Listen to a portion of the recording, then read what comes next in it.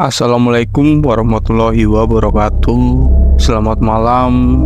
Kembali lagi dengan saya Rama di ruang sunyi yang akan menemani malam kesendirianmu. Untuk kisah yang saya bawakan kali ini berjudul Pesugihan Kepala Sekolah yang ditulis oleh akun Twitter atau X @ayuningtiaspr. Kalau kalian ingin membaca tweet aslinya, bisa klik link di deskripsi dan jangan lupa follow akunnya. Sebelum masuk ke ceritanya, tarik selimutmu, matikan lampu kamarmu. Mari kita simak ceritanya.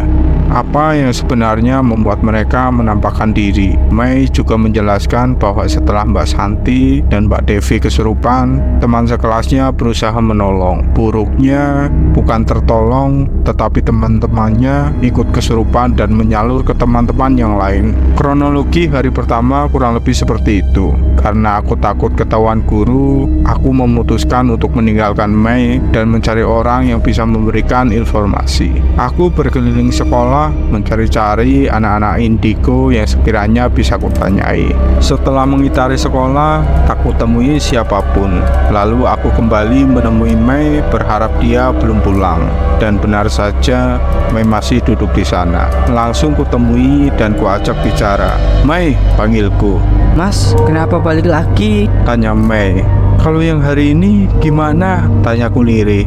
"Kalau yang hari ini sebenarnya ada kaitannya dengan yang kemarin, Mas," jawab Mei dengan santai tanpa ada harap-harap cemas. "Mbak Santi dan Mbak Devi lagi," tebakku sambil mengerutkan jidat. "Iya, Mas. Setelah kejadian kemarin, Mbak Devi diantarkan pulang ke kos dan tadi pagi sudah berangkat sekolah seperti biasa. Jadi setelah kejadian kemarin, Mbak Devi setiap melihat keramaian pasti langsung menjerit histeris. Ceritanya sangat melingking." Penjelasan Mei membuatku cukup tercengang.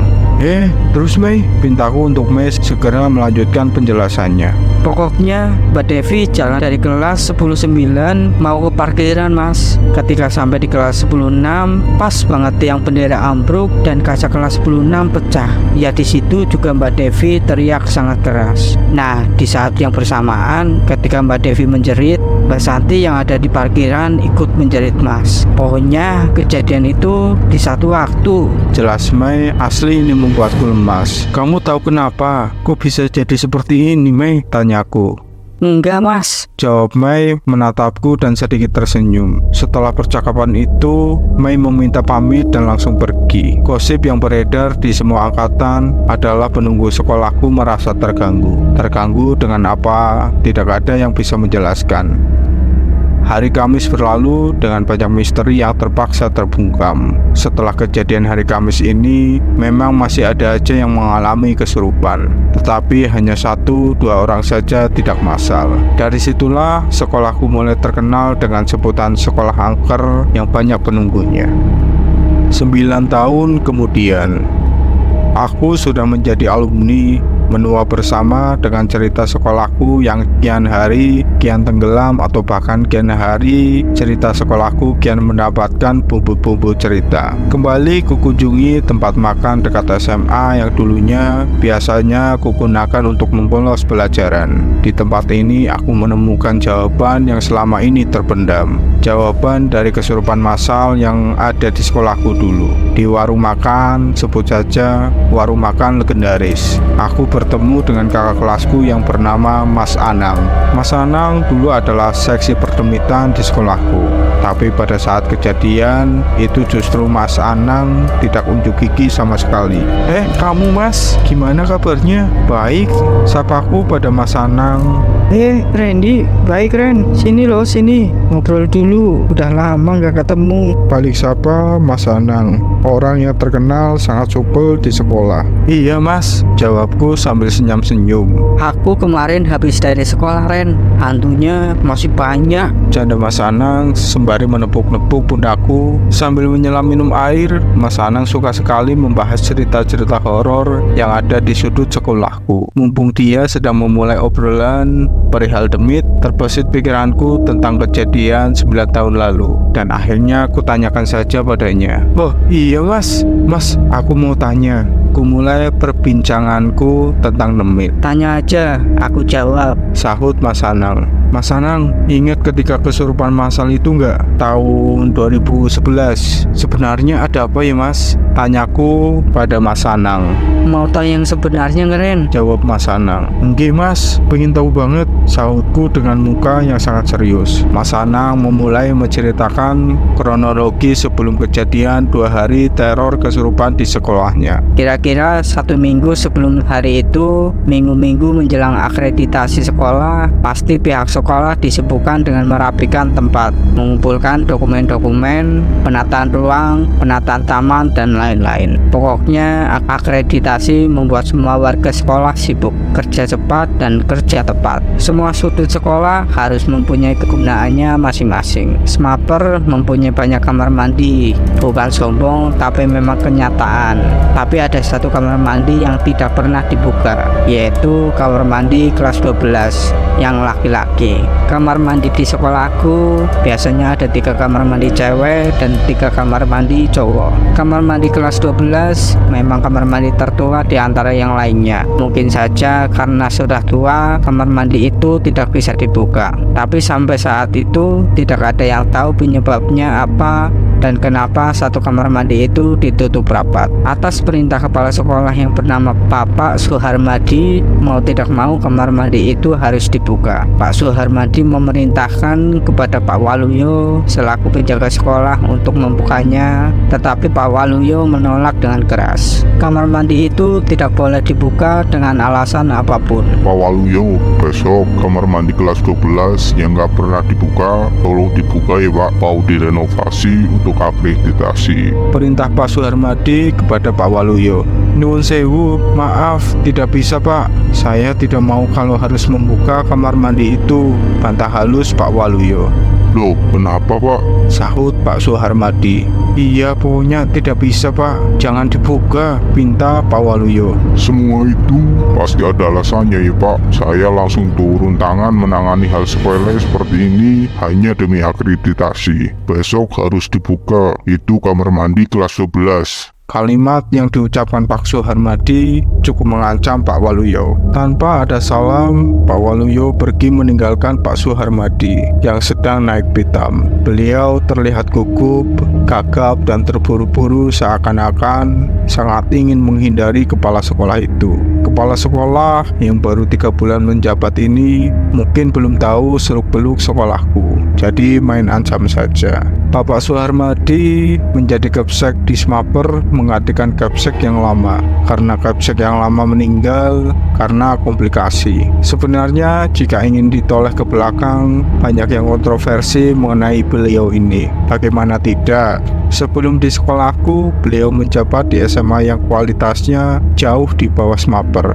Entah bagaimana jalan ceritanya, Pak Suharmadi bisa dipercaya untuk memimpin Smaper. Padahal di SMA-nya yang dulu, beliau ada kasus yang gosipnya penggelapan uang.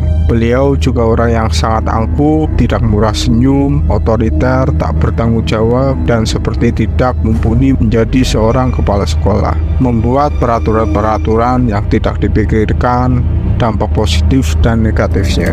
Pak Suharmadi sangat emosi ketika Pak Waluyo meninggalkannya. Tanpa pikir panjang, Pak Suharmadi mencari tukang untuk membuka paksa kamar mandi itu. Persiapan demi persiapan akhirnya terselesaikan. Hari H akreditasi, Pak Waluyo tidak berada di tempat. Beliau sedang masuk angin. Usut punya usut, Pak Waluyo stres berat karena memikirkan kamar mandi yang dibuka paksa. Ternyata setelah dibuka oleh tukang suruhan Pak Suharmadi, isi di dalam kamar mandi itu berupa peti dan kain jari yang kemasan.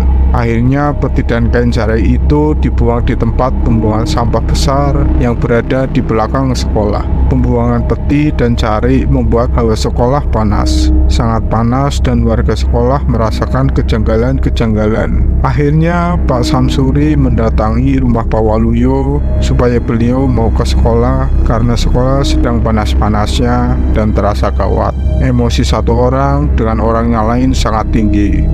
Perang argumen berujung saling menjatuhkan. Waluyo hanya mengucapkan satu kalimat, "Sudah tiba saatnya," ucap Pak Waluyo yang memusatkan pandangannya ke langit-langit rumah.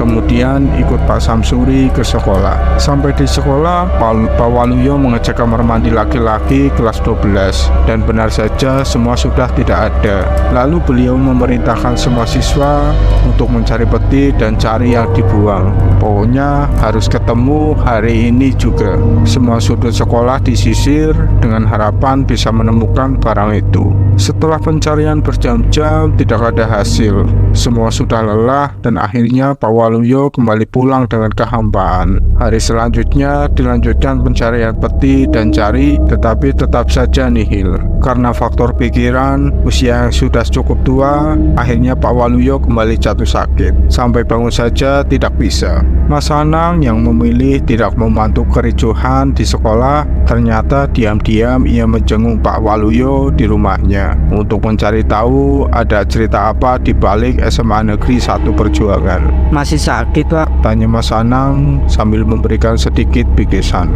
"Walah, Mas, ya masih seperti ini, masih demam," jawab Pak Waluyo. Semoga cepat sembuh ya, Pak.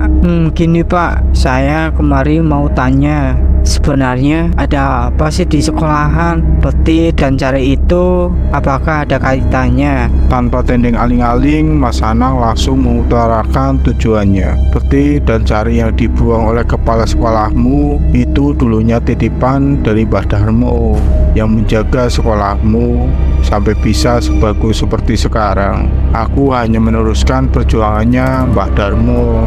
Kalau pengen tahu yang sebenarnya terjadi, datang aja ke rumahnya Mbah Darmo. Beliau masih sehat, masih suka bercerita. Jelas Pak Waluyo. Saya boleh tanya-tanya Pak sama Mbah Darmo? Tanya Mas Anang. Boleh Nang, sudah sana, jawab Pak Waluyo. Ya Pak, saya pamit, terima kasih, ucap Mas Anang sambil berjabat tangan dengan Pak Waluyo. Tidak sulit menemukan rumah Mbah Darmo karena Simbah ini cukup terkenal dengan ilmunya.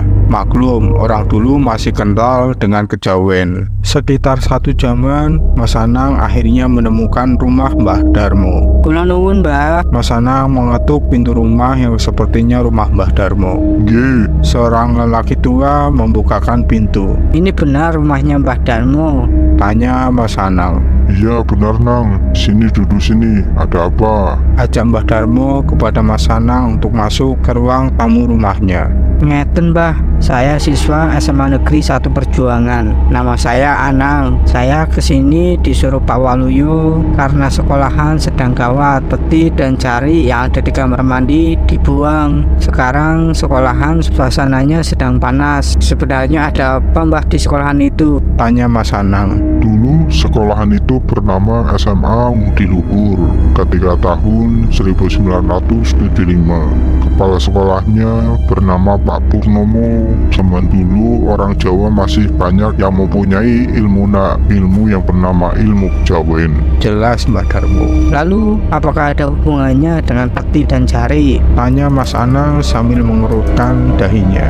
Dulu sebelum dibangun sekolah, tempat itu alas yang sangat luas. Salah satu tempat di alas itu ada sumur Buddha yang umurnya ratusan tahun.